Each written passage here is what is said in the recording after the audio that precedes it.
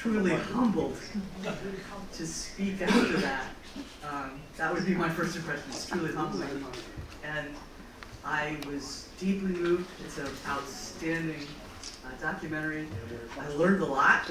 There's a lot I knew about the Korean War, but I learned a lot more. I thought it was outstanding. And I'm very humbled speaking after that. 를 본 이후에 소감을 발표할 수 있는 것 자체가 저에겐 큰 너무 영광이고요. 더군다나 이 영화를 통해서 저도 오늘 새로운 것을 너무나 많이 배웠습니다. It's a great honor to be with you today, and I want to thank Director Chae-young Kim for inviting me. I also congratulate him on this important documentary, Legacy of the Battlefield, which comes at such a critical time. We see the rising threat of communism here in the miracle of the Han, beautiful land of the morning calm that is facing a great threat to its liberal democracy under the administration of Lee Jae-myung. Tomorrow, I will be addressing the World Convention on North Korean human rights and highlight 3 challenges we have faced since I first became involved in this work in 1996. These 3 challenges are ignorance, indifference, and open hostility. For you today, I want to highlight these challenges, some of the critical ways we need to respond, the actions that we need to take in this new environment, and then I will love to hear your questions. In my opinion, we're entering the most challenging time in the history of the North Korean human rights movement. When I first began this work in 1996, the greatest challenge we faced was ignorance, because our governments failed to listen to what North Koreans were telling us. When North Korea's highest-ranking defector Hwang Jun-yap defected in 1997, he told us North Korea will never give up their nuclear weapons, human rights is the Achilles heel of the regime, and Kim Jong-il had intentionally starved 3 million people to death. He also thought the regime was on the brink of collapse and wanted to do all he could to save his homeland by bringing about peaceful unification under the Republic of Korea's constitution. But our governments did not listen. In the United States especially, the Clinton administration and the Bush administration intentionally sidelined concerns about human rights because they truly believed that the Kim regime would negotiate in good faith to abandon their nuclear weapons. Not only was this a tragic and deadly mistake to ignore the horrific crimes against humanity occurring in North Korea, it also helped feed Kim Jong-il's lies. The Yankee imperialist soldiers, the Yankee imperialist wolves, are our sworn enemy who want to destroy us. But I will keep you safe. Everything Hwang told us proved true. And more North Korean defectors escaped, and even today they state the same thing. As my closest colleague in this fight, Kim Sung-min, founder of Free North Korea Radio, would often state, the road to peaceful unification is the end of the Kim regime. Human rights must be our first priority, and spreading the truth in North Korea is the way to set them free. We've also faced terrible indifference to what was happening then and is still happening today to the people of North Korea. This is despite the fact that the UN Commission of Inquiry's conclusion in 2014 that the DPRK was committing crimes against humanity and gross violations of human rights that have no parallel in the world today. This was during the so-called time of the Sunshine Policy. DJ Kim, as 3 million North Koreans starved to death during that period, while hundreds of thousands faced daily suffering in North Korea's gulags. The indifference to the suffering of the North Korean people by the South Korean administrations of DJ Kim and Roh Moo-yeon breathed new life into the Kim Jong-il dictatorship. Now we face open hostility, which began under the Moon Jae-in administration and is now being carried out by the current administration of Lee Jae-myung. It is really important for the people of South Korea to understand that the Moon administration took away your civil rights, your freedoms, when it passed the anti-lethaling law. This law violates the rights you have under the Republic of Korea's constitution and violates the obligations South Korea has under the International Covenant on Civil and Political Rights. As Article 19 states, everyone shall have the right to freedom of expression. This right shall include freedom to seek, receive, and impart information and ideas of all kinds, regardless of frontiers, either orally, in writing, or in print in the form of art, or through any other media of his choice. And although it was declared unconstitutional, the Lee administration is strenuously enforcing it. Basically, Lee Jae-myung is carrying out the request of the Kim regime to strengthen Kim Jong-un's power by depriving South Koreans of their human rights. Ignorance, indifference, and now open hostility. So how should we respond?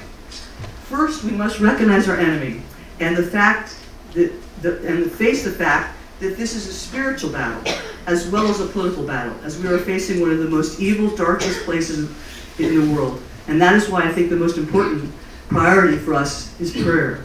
I believe one of the most important organizations in this fight is the Esther Prayer Movement. And I believe the South Korean churches that are regularly praying for North Korea must have our full support, because this will make the difference in this fight. For we wrestle not against flesh and blood, but against principalities, against powers, against the rulers of the darkness of this world, against spiritual wickedness in high places. Ephesians 6:12. Now I'm going to show you some slides. And Grayson, you're going to help me with the slides, right? Okay. So first one.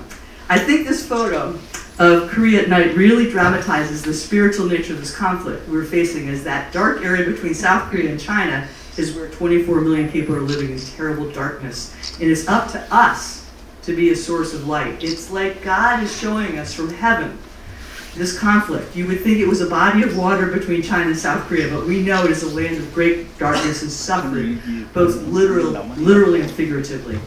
It's important to remember this quote from Alexander Solzhenitsyn, because it's very relevant for today, because what we see the elite administration jailing pastors like Sun Hyun-bo and fining people like the last candidate for president, Kim Moon-soo, because he went to church during COVID. But why do communists fear God? Slide 3. Alexander Solzhenitsyn explained it to us. Within the philosophical system of Marx and Lenin, and at the heart of their psychology, hatred of God is the principal driving force, more fundamental than all their political and economic pretensions. Militant atheism is not merely incidental or marginal to communist policy. It is not a side effect, but the central pivot. Today we're living in a time where the global war is intensifying between good and evil, between freedom and slavery, between liberal democracy and communism, between truth and lies, and it's reaching a tipping point. And God is showing us very powerfully on the world stage what's at stake, but He's also showing us who our enemies are. Now these next slides, where do you see young people carrying around posters of Kim Jong-un and Vladimir Putin? Where do you think these photos were taken? I've asked that question for nearly 2 years, and very few people have answered it correctly. But audiences have always been shocked when I have told them. These are actual photos from the West Bank. These are Palestinians supporting Hamas, protesting their hatred of Israel, their hatred of the Jewish people, their hatred of the United States, but you'll also see who they love. Kim Jong-un, Putin, and Xi Jinping. We see alliances of pure evil in this world. And these photos were taken on September 20th, 2023 at a pro-Hamas rally just 13 days after Hamas attacked Israel. How did they get that organized that quickly? Because they'd already been working together against us. We know that the last large group of North Korean refugees repatriated by China back to North Korea occurred late in the night on October 9th, 2023. Why October 9th, 2023? It was because 2 days before that date, Hamas brutally attacked Israel, and the PRC knew that our attention would be focused on Israel. China wants to hide this crime against humanity, and they know that North Korean refugees have a place to go for immediate resettlement as they are citizens of the Republic of Korea. Recognizing our enemy is critically important, and the regime in China is no friend to the Korean people, which is important to distinguish because we know citizens of China have shown compassion towards North Korean refugees and, in fact, been jailed for helping refugees. Second, we need to address the ongoing refugee crisis. This is a horrific ongoing crisis that could be solved overnight. The North Korean children, women, and men who fled North Korea and are either being imprisoned or hiding in China to avoid forcefully being sent back to North Korea. The PRC knows that every North Korean forcibly repatriated will 100% be tortured, 100% be imprisoned, and in some cases executed for fleeing their homeland. We must continue to pressure China on this issue. The U.S. government and other civilized nations should sanction Chinese officials involved in this heinous act, which violates China's international treaty obligations. At the Korea-U.S. National Prayer Breakfast this month, I publicly prayed that God would remind Lee Jae-myung and his administration of their obligation to protect South Korea's freedom and to advance North Korea's freedom.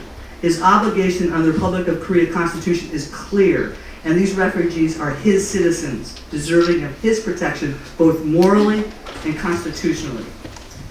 We have fervently appealed to China to stop helping Kim Jong-un in murdering the Korean people.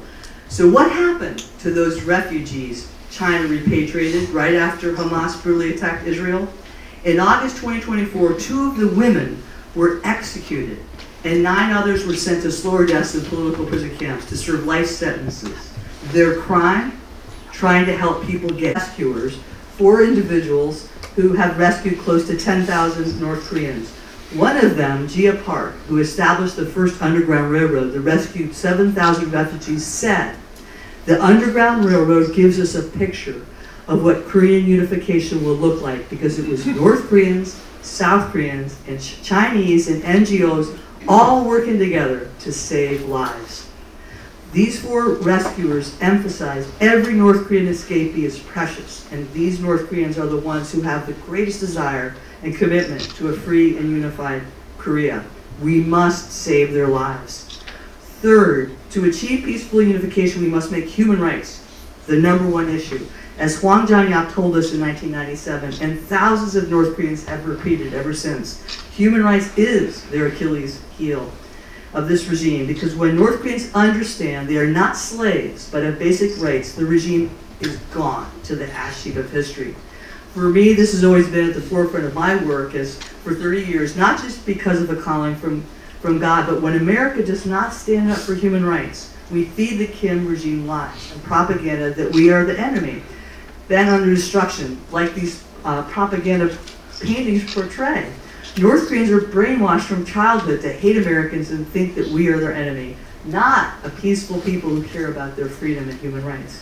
We need to emphasize human rights because North Koreans need to understand that all Americans and most South Koreans desire for them to enjoy the same freedom and human rights that those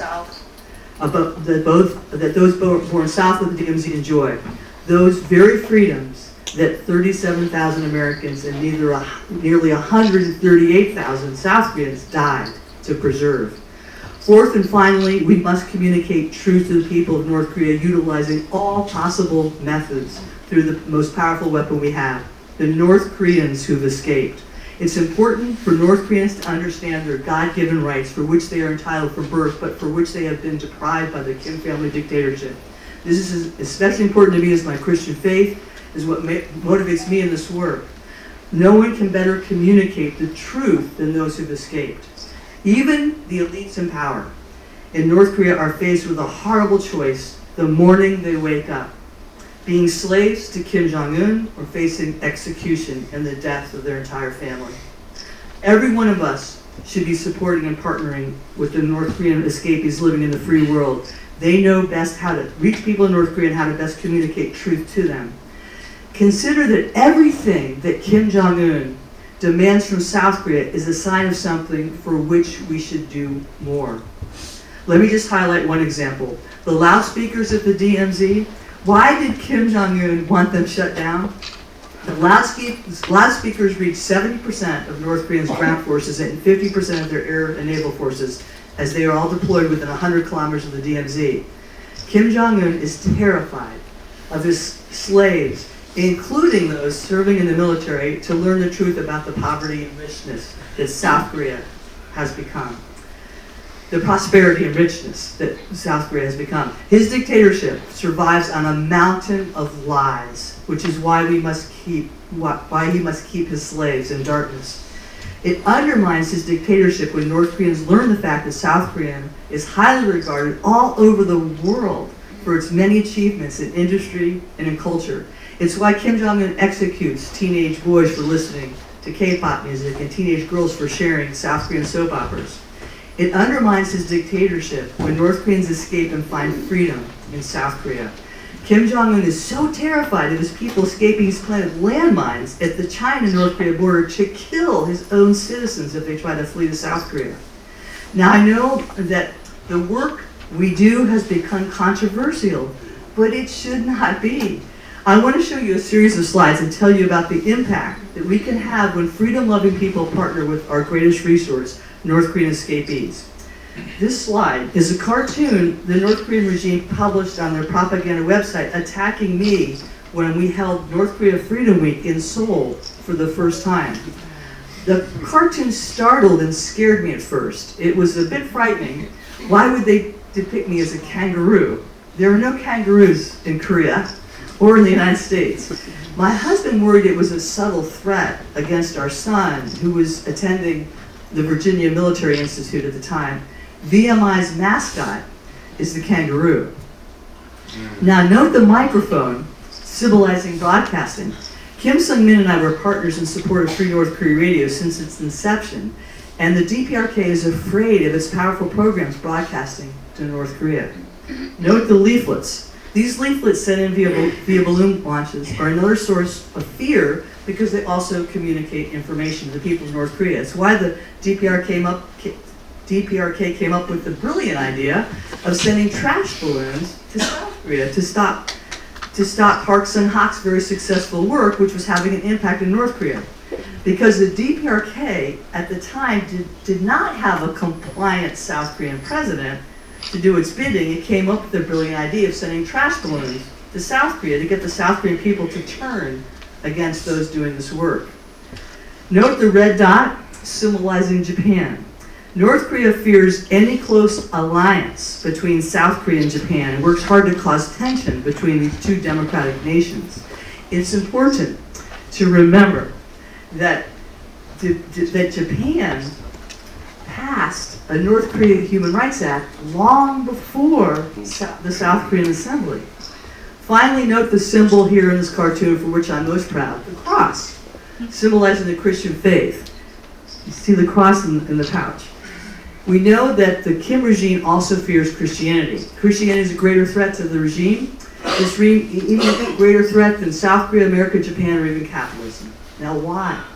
Because the DPRK regime is the complete antithesis of a faith that values each and every human life. A faith that teaches about sacrificial love, redemption, and freedom. This is a regime that disdains human life, condemns, and enslaves. We've also worked with North Korean defectors to carry out the daily broadcast of Free North Korea Radio, but also to carry out Operation Truth, which has successfully delivered over $258,000 worth of radios, rice, ramen noodles, flash drives, and other items that North Koreans request. And that's just over the past year. In this slide, this is until the Lee administration in its efforts to shut us down. Through Operation Truth, we successfully delivered over 36,000 kilograms of rice, 3.9 tons, 2,760 Bibles, over 200 booklets, 1,250 shortwave radios, 200 multimedia radios, over 2,860 US $1 bills, over 30,000 vitamin tablets, over 11,300 flash drives, over 200 SD cards, 5 SD card copiers, 2,000 gloves, 450,000 leaflets, over 20,000 masks, and 50 kilograms of moon pies, over 50,000 pain relief times, 2,000 pens, and close to 4,000 ramen noodle packages. Free North Korea Radio and Operation Truth are successful projects that are 100% financed by freedom-loving people of the world, but they're only successful projects because they're 100% carried out by North Korean escapees. Slide 9 is the motto. There's a picture of the staff of Free North Korea Radio. Their motto is, "The truth will set them free." It regularly ranks the #1 website in South Korea for information about North Korea and is the single most popular hour of broadcasting to North Korea based on surveys of escapees. This next slide is Operation Truth is like the Berlin airlift, except it's by land, by sea, and by air. The Berlin airlift was carried out specifically to get help to people being starved to death by a communist dictatorship. That is exactly what Operation Truth is trying, to get help to people who are being starved to death by a communist dictator. What the defectors are doing by sending in leaflets was something that was started by the US Air Force in the 1960s, Operation Geely, Operation Truth, sending in leaflets of factual information to the people of North Korea. And it was carried out by previous South Korean administrations until the very dark days known as the Sunshine Policy. Balloon launches have been used to communicate information to North Korea. Hundreds of thousands of leaflets were sent in by Park Sun-hak and his family, and letting North Koreans know of the torture and death of Otto Warmbier, as well as the news that South Korea had elected a new president, Yoon Suk-yeol. The newest technique is the water balloon. It's filled with rice, ramen noodles, Bibles, flash drives, and placed in the water to float to North Korea. Each water balloon has a picture of Kim Jong-un's face, so North Korean border guards cannot fire on them. This is the head of Kim Jong-un, so shoot it if you can. The North Koreans will live in a strong and unified country if Kim can be removed. And I love, love, love this picture of a water balloon launch, because what do you see in this picture? A young child with her family, because this is about saving North Korean families. A North Korean family is in the dead of night participating in a water balloon launch to save other families. This next photo is a photo of a rice bottle. Each rice bottle contains enough rice to feed a family for a week, plus a US $1 bill, which can feed a North Korean for a week, plus flash drives full of content, which can range from messages from members of Congress to K-pop music to the Gospels to current news. And each rice bottle contains the one thing Kim Jong-un fears more than anything else in the world, the Bible. And the defectors love sending in the Bible, because the Bible is truth. And North Koreans are learning they are loved and have value as human beings, and that God is the one that gave them freedom and loved them enough to send his son for their salvation. They are not Kim Jong-un's slaves. This next slide, this is a picture of my little brother and partner for over 20 years, the late Kim Sung-min, who received the highest civilian award from President Yoon last year. He's been our main partner in this work as the director of Free North Korea Radio, and the one helping to carry out Operation Truth. This is the last picture I took with Kim Sung-min this past summer before he died last month. This is Kim Ji-young on the left, who Kim Sung-min named to be the new president of Free North Korea Radio. He's sitting right here. I call her my new boss. New boss. She and her family were once elites living in Pyongyang, but suffered miserably, torture, imprisonment, and banishment. But while she lived in North Korea, she listened to Free North Korea Radio. Recently, Kim Ji-young was in contact with her relatives still living in North Korea. They warned her that the DPRK State Security Bureau was closely monitoring her activities, knew she traveled to the United States for North Korea Freedom Week, and was working for Free North Korea Radio.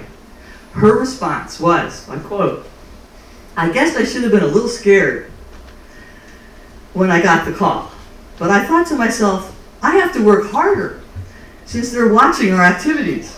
I will work harder and more courageously from now on until the day when freedom comes to North Korea, until God establishes his kingdom. I ask you that you all be with us." Now friends, the North Korean regime is closely watching our activities and what we're doing in this historic time. And now we're facing open hostility for advocating for freedom and human rights for the Korean people.